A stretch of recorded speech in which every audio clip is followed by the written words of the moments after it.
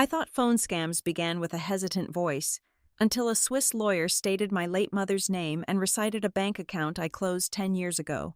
He gave me 48 hours to reach Zurich before a billion-dollar pharmaceutical empire destroyed my life. I laughed, telling him he dialed the wrong number. But staring at the classified file in Europe, the terrifying truth hit me. For 34 years, the person who had the wrong number was me. Hello, everyone. Before today's story begins, we'd like to share a quick message. YouTube recently removed our monetization, cutting off our income. If you enjoy this story, we humbly ask for just $1 to help pay our staff so they can make a living and keep creating for you. Thank you for saving us. Now, let's begin the story. My name is Cora Meyer.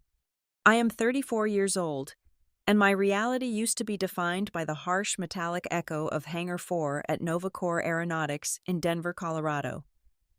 As an aviation safety inspector, my job was to crawl through the guts of commercial airliners, breathing in the toxic scent of hydraulic fluid and burnt rubber for 10 hours a day. It was bone-crushing, soul-draining work, but I did it because I had no choice. Every paycheck I earned was instantly swallowed by the monstrous medical debt my mother left behind when she died 15 years ago. The collections agencies did not care that I was barely surviving on black coffee and instant noodles. They only cared about their monthly minimums.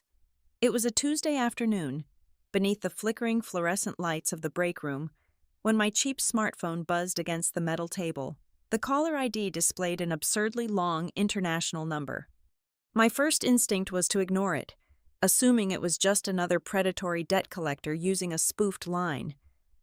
But the ringing persisted, piercing through the ambient noise of the hangar.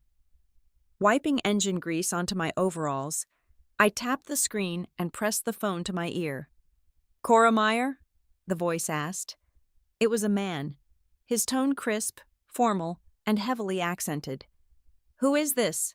I demanded, rubbing the bridge of my nose, already feeling a tension headache creeping in. "My name is Julian Thorne," the man replied smoothly. "I am a wealth management attorney calling from Zurich, Switzerland. I am reaching out to inform you that your presence is required at my office to finalize the transfer of an inheritance." I let out a dry, bitter laugh. I had heard every scam in the book, and this one was particularly insulting. "Listen, Julian, or whatever your name is. You have the wrong mark. My mother, Evelyn, died in a miserable car crash 15 years ago. She had absolutely nothing.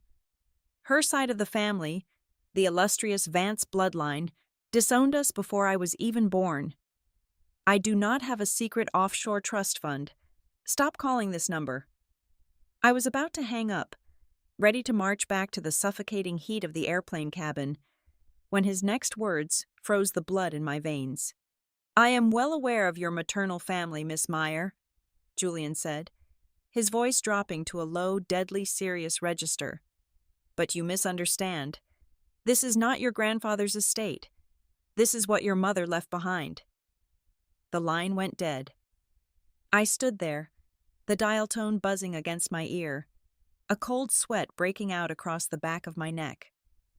That evening, the biting Colorado wind whipped against my face as I walked up the concrete stairs to my cramped apartment. The moment I turned my key in the lock, my stomach dropped. The door was already unlatched. The deadbolt had been professionally bypassed. I pushed the door open, my heart hammering against my ribs.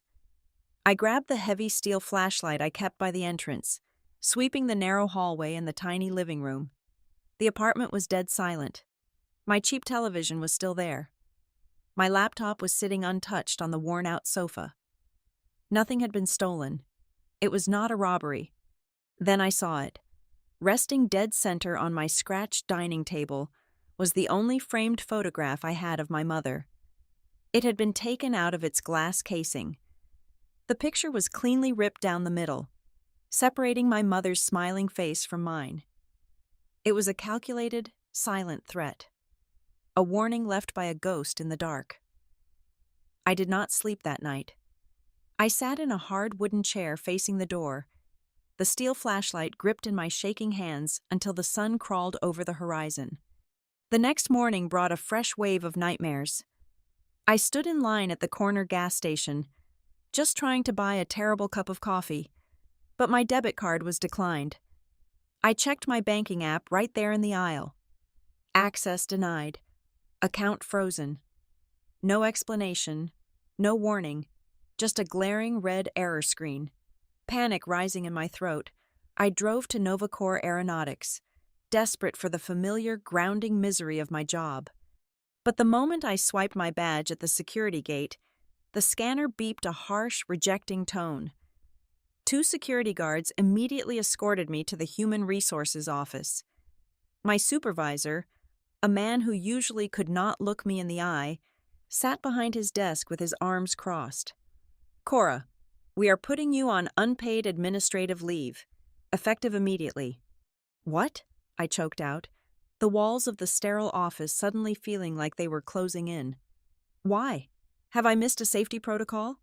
I have never failed an inspection." "This has nothing to do with your performance," he said coldly. "We received an anonymous tip this morning regarding a severe breach of company integrity. There is an active internal investigation. Until it is resolved, you are not permitted on company property." They took my badge. They took my livelihood. Within 24 hours, an invisible hand had reached across the ocean and systematically dismantled my entire existence. Someone powerful was tightening a noose around my neck, trying to suffocate me, trying to cut off every avenue of survival I had in the United States. They wanted me helpless. They wanted me trapped. Walking out of the hangar into the blinding daylight, I pulled out my wallet. Tucked behind my useless debit card was a high-interest emergency credit card I had kept hidden for nearly a decade, saving it for an absolute catastrophe. I looked up at the sky, watching a commercial jet tear through the clouds. I called an automated travel agency. I did not pack a bag. I did not say goodbye to anyone. I used every single cent of my remaining credit limit to purchase a one-way ticket on the next direct flight out of Denver. I was going to Zurich. The air in Zurich was heavy with an ancient, suffocating kind of wealth. It was not the loud, neon prosperity of American cities, but a quiet, clinical luxury that made you acutely aware of how little you mattered. I navigated the cobblestone streets, my cheap boots loud against the immaculate pavement, until I found the address Julian Thorne had given me. It was not a towering glass bank. It was an unmarked, high-end private art gallery. A sharply dressed attendant checked my passport, his eyes briefly registering my grease-stained fingernails and wrinkled jacket before silently directing me to a concealed elevator at the back of the gallery. The descent was smooth, dropping me deep underground. When the doors opened, I stepped into a dimly lit, oak-paneled room that smelled of old paper and leather. There were no windows, only the muted glow of bronze desk lamps. Sitting behind a massive mahogany desk was Julian Thorne. He was older than he sounded on the phone, immaculate in a tailored charcoal suit, his hands folded neatly over a pristine leather folder. "Please have a seat, Miss Meyer," he said, gesturing to the heavy leather chair opposite him. I sat down, keeping my posture rigid. I was exhausted, running on nothing but airplane coffee and pure adrenaline, but my survival instincts were screaming. "Cut the pleasantries. Why am I here? Who trashed my apartment and froze my accounts?" Julian did not blink. "Your uncle, Elias Vance." The name tasted like ash. I have never met Elias Vance. He cut my mother off decades ago. "He cut her off from the public narrative," Julian corrected smoothly. "But you are aware, I assume, of what the Vance family actually does?" "They are rich," I snapped. "That is all I know." Julian opened the leather folder. "They are not just rich. The Vance family operates Vance Biomedical, the largest pharmaceutical conglomerate on the east coast of the United States. Your uncle Elias is the chief executive officer. He controls a sprawling empire built on aggressive acquisitions and ruthless market dominance, and currently, he is very afraid of you. Afraid of an aviation inspector with a negative bank balance? I asked, my voice laced with disbelief. He is afraid of what you are about to inherit. Julian slid a thick stack of documents across the desk. When people hear of a Swiss inheritance, they imagine briefcases stuffed with $60 million in unmarked bills. I must disappoint you. There is no cash in this portfolio. I stared at the thick, unreadable legal jargon. Then what is it? It is the sole ownership of a discreet Swiss shell corporation, Julian explained, his voice perfectly even. Over the past decade and a half, this shell corporation has been systematically purchasing the corporate debt of Vance Biomedical. Specifically, it now holds exactly 51% of their convertible bonds. I frowned, trying to process the financial terminology. Convertible bonds, meaning what? Meaning debt that can be called in and converted into controlling company shares at a moment's notice, Julian stated, locking eyes with me. Right now, your uncle thinks he is the undisputed king of his empire. But the reality is, the owner of this shell corporation is his largest creditor. The owner of this shell company holds the power to dismantle his board of directors, seize his assets, and bankrupt him overnight. My breath caught in my throat. The sheer scale of it was dizzying. Why would my mother leave this to me? How could she possibly own this? She died broke. She died in a ditch. Julian's stoic expression finally cracked, revealing a sliver of profound grimness. Your mother was not disowned because she was a failure, Cora. She was erased because she was a threat. I gripped the arms of the leather chair. Explain. 34 years ago, your mother worked as a senior researcher at Vance Biomedical. She discovered that their flagship cardiovascular drug was fatally flawed. It was causing accelerated heart failure in thousands of low-income patients who had no means to fight back. When she brought the clinical evidence to her brother Elias, he realized the recall would destroy the company. So, he buried the data. My chest tightened. The air in the underground room suddenly felt incredibly thin. Evelyn threatened to go to the federal authorities, Julian continued. Before she could, Elias fabricated evidence of corporate espionage, framing her for selling trade secrets. He destroyed her reputation. And then, 15 years ago, when she finally gathered enough proof to expose him, he arranged a car crash to silence her permanently. Stop, I whispered, the room spinning. I identified the body. I buried her. You buried a Jane Doe with dental records that were paid for by Vance Biomedical, Julian said softly. Evelyn survived the crash. She knew that if she stayed in the United States, Elias would keep hunting her, and he would eventually kill you too. So she made the ultimate sacrifice. She faked her death, abandoned you to keep you safe, and fled to Europe. Tears burned my eyes, but I refused to let them fall. She was alive? All this time, while I was drowning in her medical debt, she was here? She lived under an alias, residing in a small town outside of Geneva, Julian said, his voice carrying a heavy weight. She spent every waking hour of her last 15 years plotting.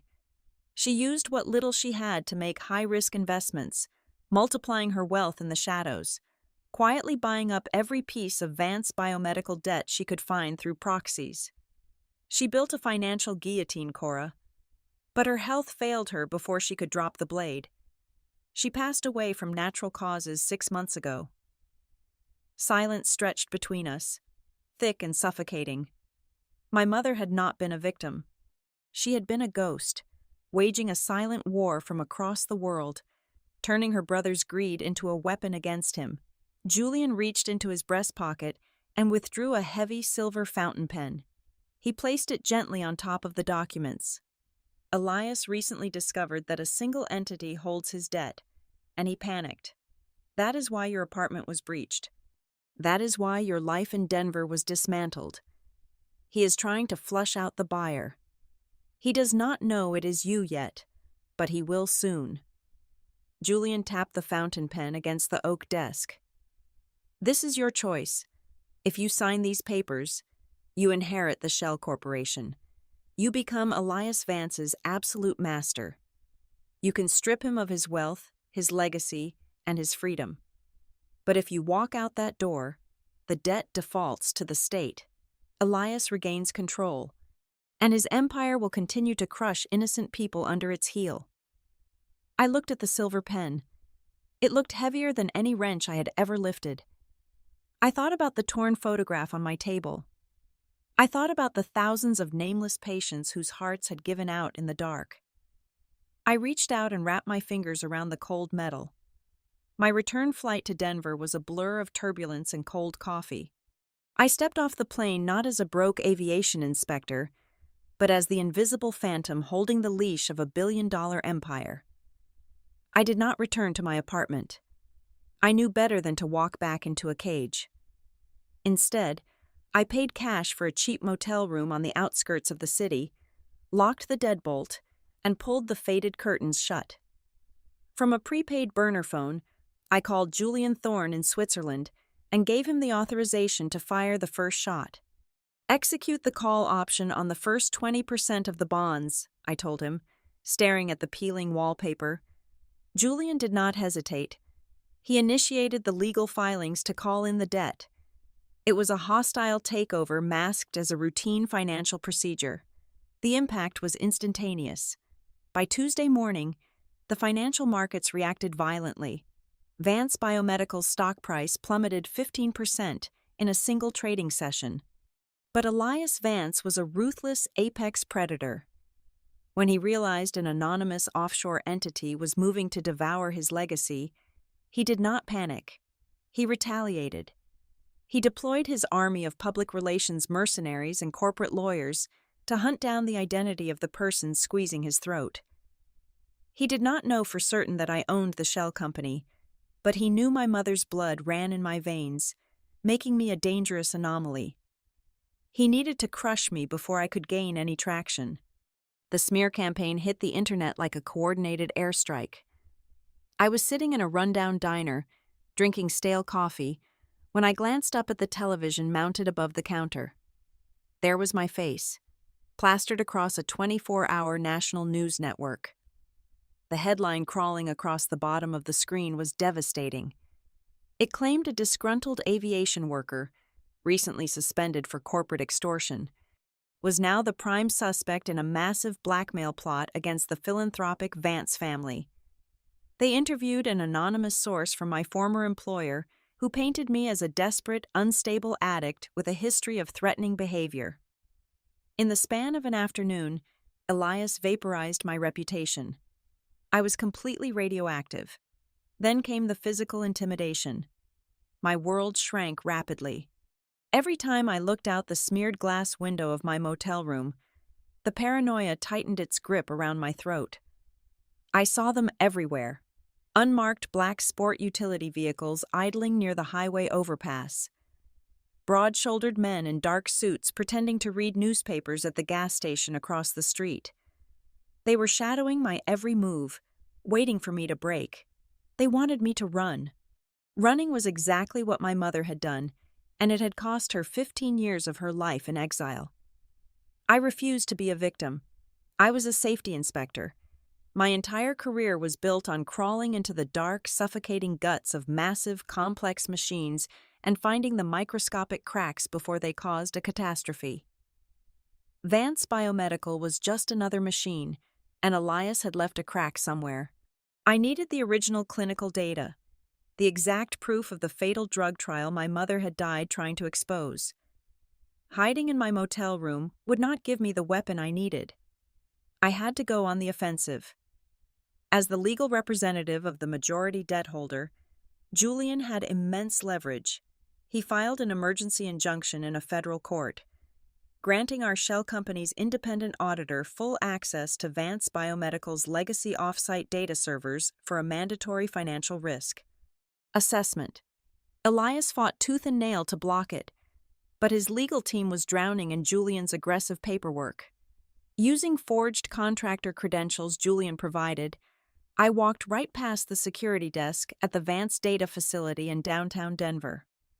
My heart hammered against my ribs as I bypassed their modern server farms and descended into the basement, where the deep digitized archives from 3 decades ago were stored. My eyes burned from staring at the glowing monitors.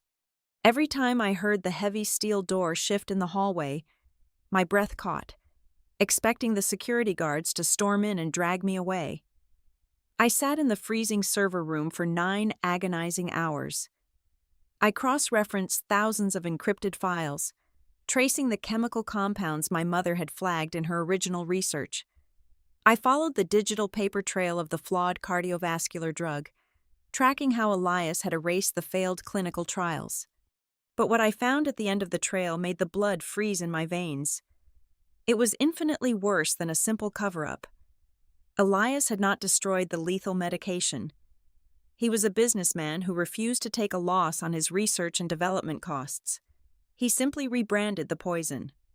According to the hidden shipping manifests, Elias had altered one minor protein binder in the formula, slapped a new trademark on it, and exported it out of the country. For the past 20 years, Vance Biomedical had been aggressively marketing and selling the deadly variant to developing nations across South America and Southeast Asia. He was targeting regions where medical oversight was severely underfunded and corruption was rampant. He was knowingly causing heart failure in hundreds of thousands of vulnerable, impoverished people just to pad his quarterly profit margins. The monster was not just living in the past. He was slaughtering people right now. The isolation of the cheap motel was slowly driving me insane. The documents I had extracted from the basement archives formed a dizzying labyrinth of offshore accounts and dummy corporations. I was an aviation inspector, trained to find structural fractures in metal, not a forensic accountant trained to hunt ghosts in financial ledgers. I needed help. I purchased a second untraceable burner phone with the last of my cash and dialed a number I had not called in 8 years. Marcus was an independent investigative journalist based in Chicago. We had shared a cramped, unheated dorm room in college, surviving on cheap beer and grandiose dreams of tearing down corrupt systems. He had spent the last decade building a modest, respectable career, exposing local political bribery. I asked him to fly to Denver immediately. I promised him the biggest corporate syndicate story of the 21st century. He arrived 24 hours later. We met at a decaying diner on the edge of the county line.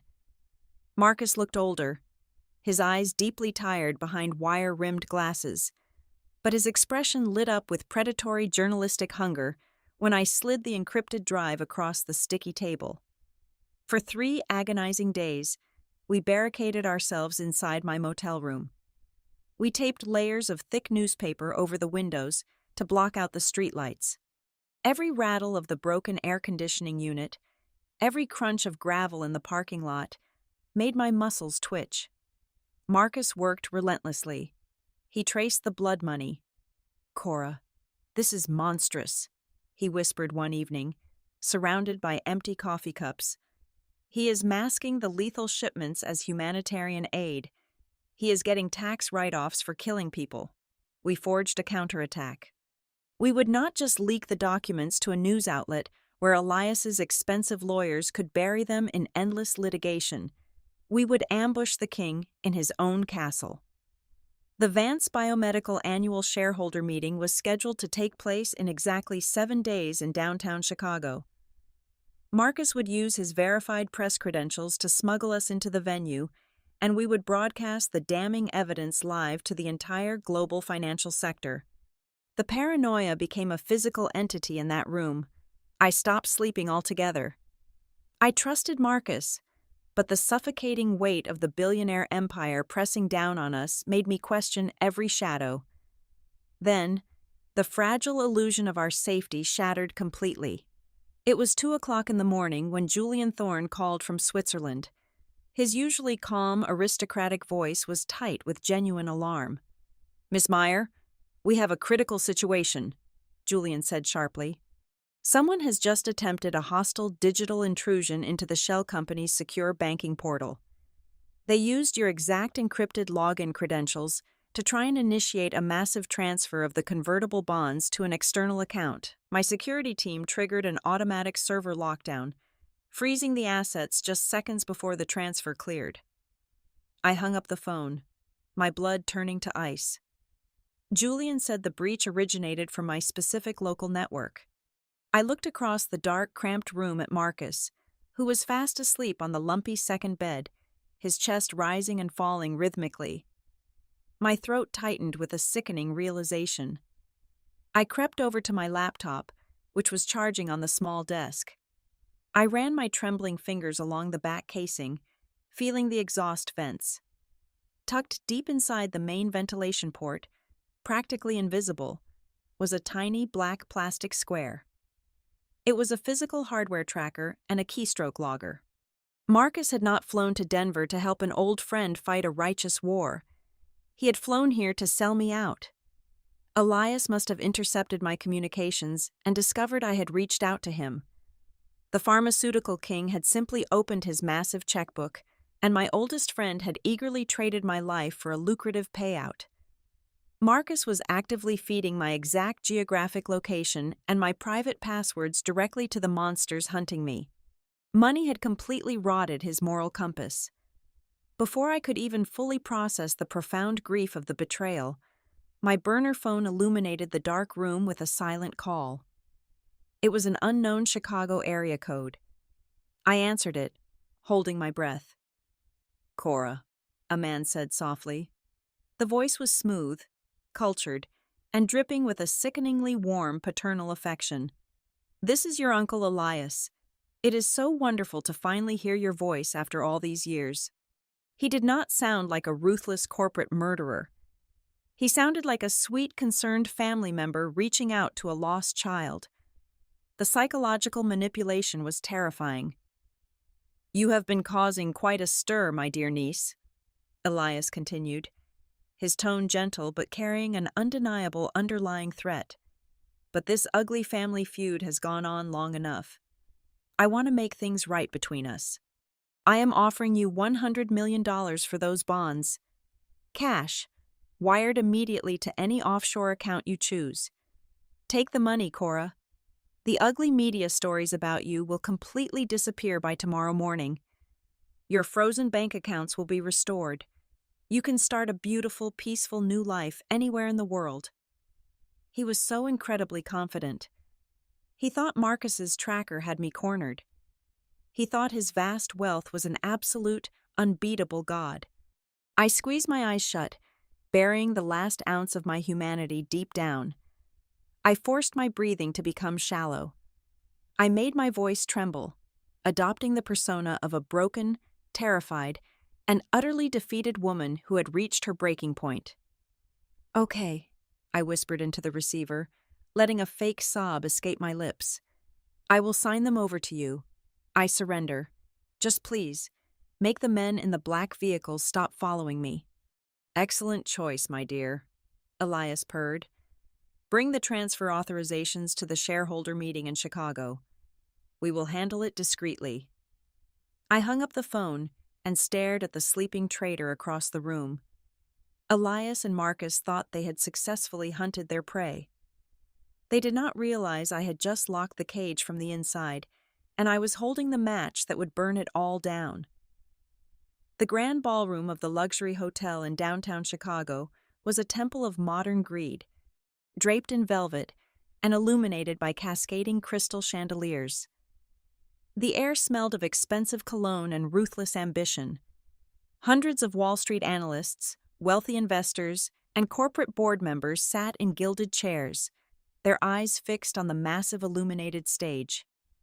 I stood in the heavy shadows at the back of the auditorium, obscured by the heavy drapery, watching the man who had ordered my mother's execution. Elias Vance stood at the polished acrylic podium.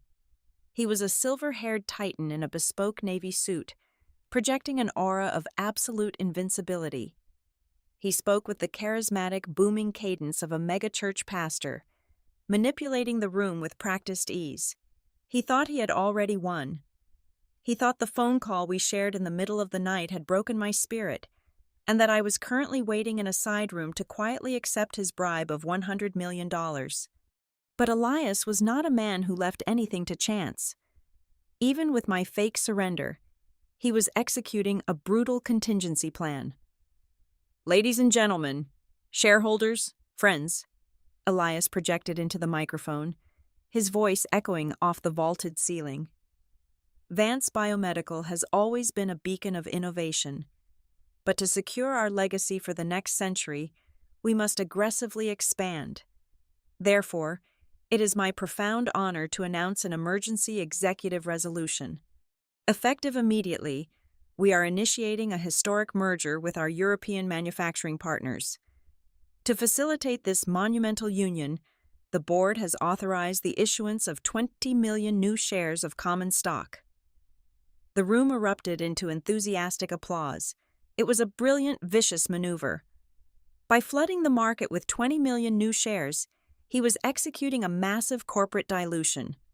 He was intentionally devaluing the company to ensure that the 51% of the convertible bonds my mother had spent 15 years acquiring would instantly shrink down to an insignificant, powerless minority stake. He was burning his own castle just to ensure I could never claim the throne. The applause began to die down. Elias raised his hand to quiet the room, a smug, triumphant smile playing on his lips. That was the exact moment I stepped out of the shadows. I did not wear a tailored business suit. I did not wear the expensive silk dress Julian had offered to buy me. I was wearing my mother's faded, olive green canvas jacket, the exact same jacket she wore in the photograph Elias's men had torn in half on my dining room table. I walked straight down the center aisle of the ballroom. The heavy fabric of my boots thudded against the pristine crimson carpet. Elias saw me. His booming voice caught in his throat. The smug smile shattered, replaced by a flash of genuine, visceral shock.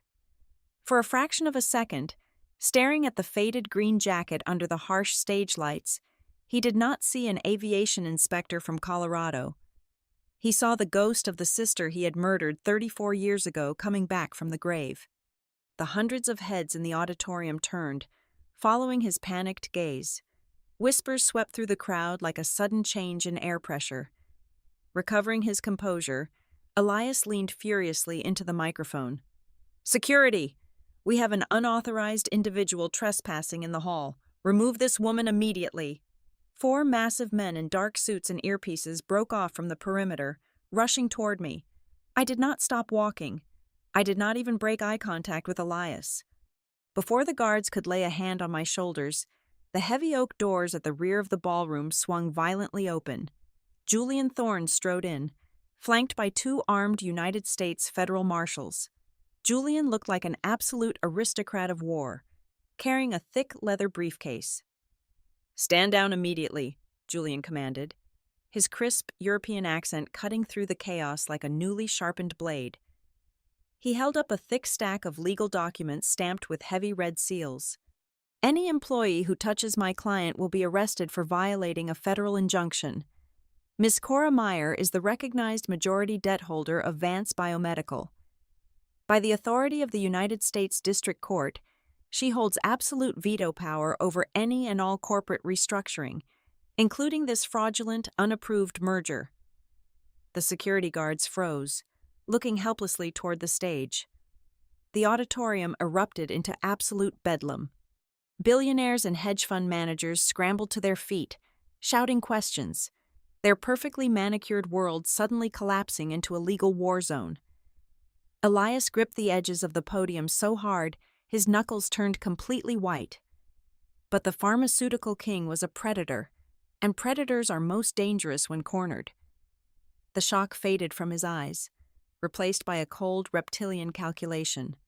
He raised both hands, projecting a sudden sorrowful calm that forced the screaming room back into a tense silence.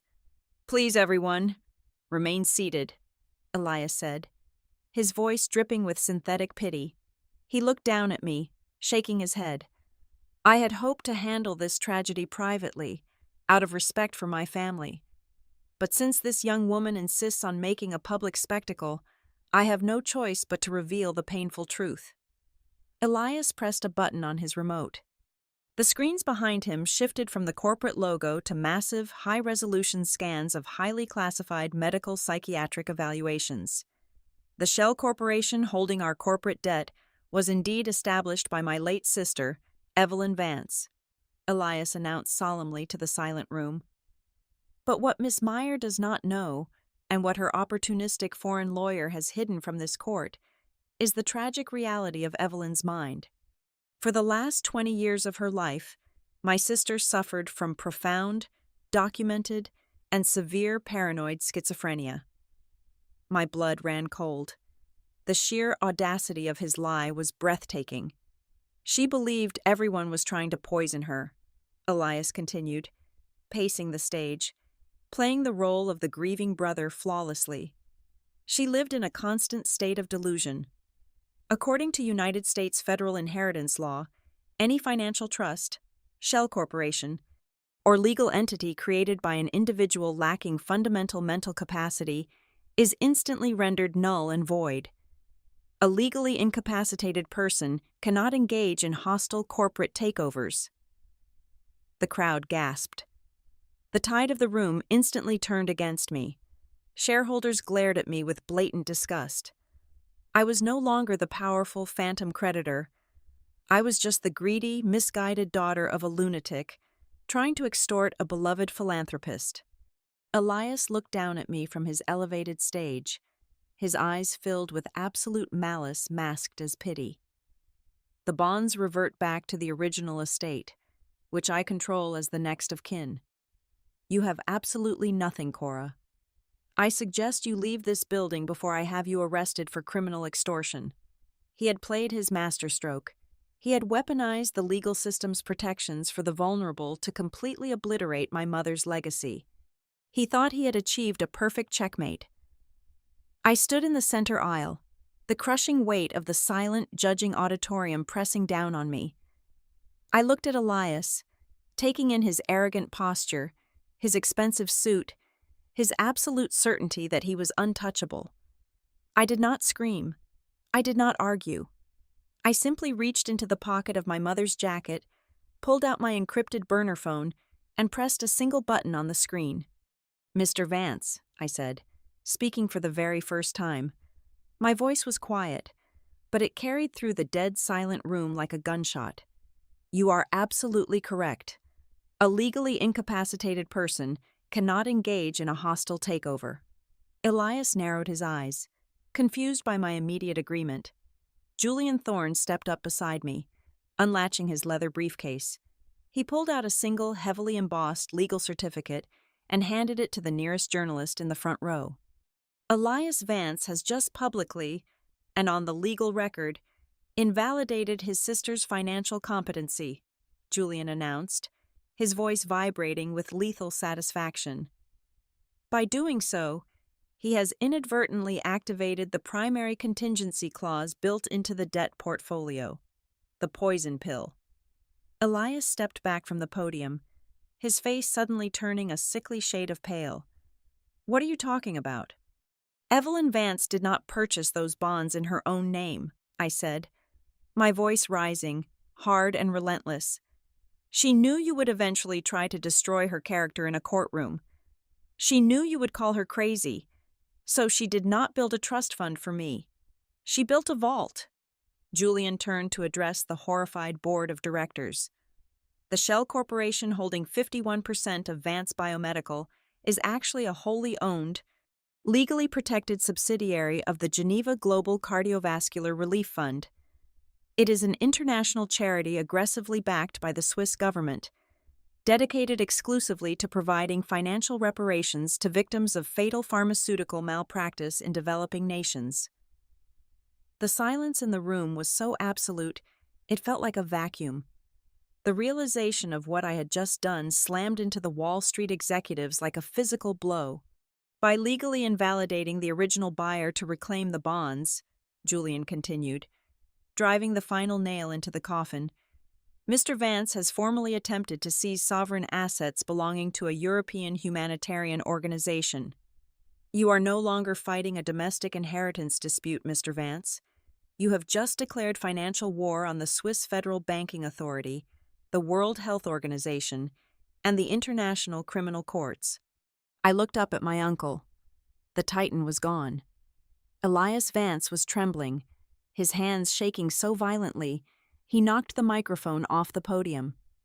The acoustic feedback shrieked through the speakers, a fitting sound for the spectacular collapse of an empire.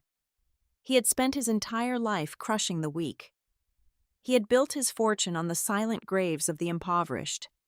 But by trying to crush my mother one last time, he had legally locked himself in a cage with the most powerful international entities on the planet. He was completely, irrevocably destroyed. The collapse of Vance Biomedical was not a slow, agonizing decline. It was an absolute, free-falling execution. By the time the global financial markets opened the following morning, the pharmaceutical giant's stock price had plummeted straight to zero. The Geneva Global Cardiovascular Relief Fund did not just claim the massive debt. They simultaneously released the unredacted clinical data files I had extracted from the Denver servers directly to the United States Department of Justice. Before noon, fleets of armored black federal vehicles surrounded the corporate headquarters. Agents from the Federal Bureau of Investigation and the Food and Drug Administration stormed the glass lobby, seizing hard drives, freezing accounts, and barricading the executive floors. I walked into the top-floor executive suite 48 hours later. The usually bustling, arrogant corridors were completely deserted, stripped bare by federal investigators. I found Elias sitting alone behind his massive mahogany desk. He looked entirely hollowed out. His flawlessly tailored suit was hopelessly wrinkled. His silver hair was unkempt, and the untouchable Titan who had commanded the Chicago ballroom was entirely gone. He was just a pathetic, trembling old man staring blankly at the burning ruins of his kingdom. "Cora," he rasped, his voice barely a whisper in the cavernous room. He did not look at me with hatred or anger anymore. He looked at me with a desperate, sickening kind of pleading. "You won. The authorities have frozen my personal assets. I am facing 20 lifetimes in a federal penitentiary. But please, I am begging you, do not let them dismantle the company. Take the board seat. Rebrand it. Keep the Vance name alive. It is our bloodline. It is our family legacy." I stood in the center of his office, listening to his pathetic, broken pleas. I waited for the rush of euphoria. I waited for the fiery, vindicating triumph that movies always promise at the end of a revenge crusade. But it never came. I just felt a profound, exhausting emptiness. I looked at the man who had ruined my life, and then I thought about my mother.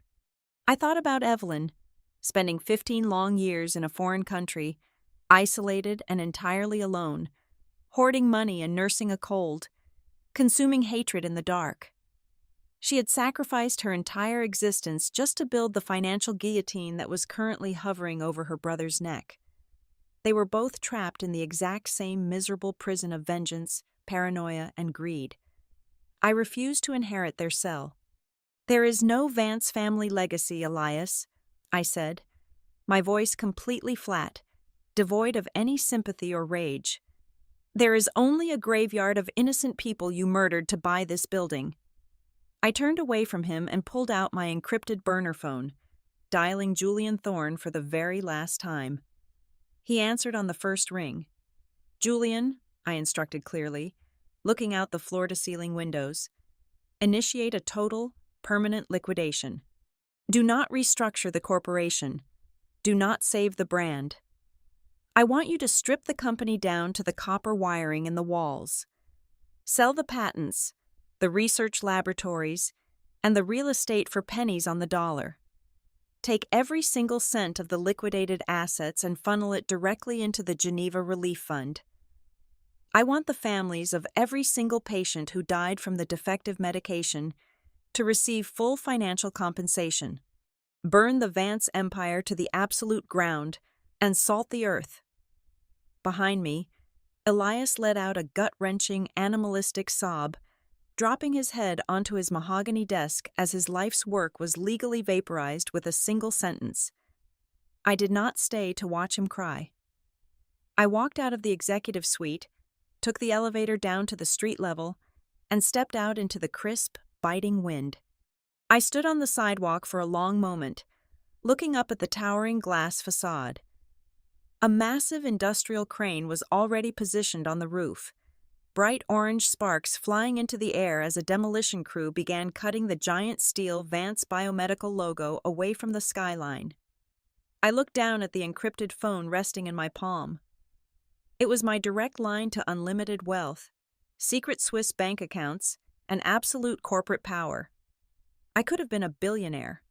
I walked over to a municipal trash can on the exact corner where Elias's men used to trail me, dropped the device into the dark garbage, and turned my back on the building forever. I hailed a passing taxi and told the driver to take me to the airport. I was flying back to Denver. I had no job waiting for me, no money in my bank account, and no sprawling inheritance. But as I leaned back against the worn leather seat and watched the city skyline fade in the rearview mirror, my chest felt incredibly light. For the first time in 34 years, the suffocating weight of the past was finally gone. I was truly, completely free. Thank you so much for listening to today's story. We hope you enjoyed it. As an ad-free channel, your support is what keeps us alive. Please support Vivian Revenge Stories with just $1 via the QR code on the screen, or click the link in the description box or pinned comment. Also, we'd love to connect with you. Please leave a comment telling us which city or state you're listening from. Thank you for standing with us, and see you in the next stories.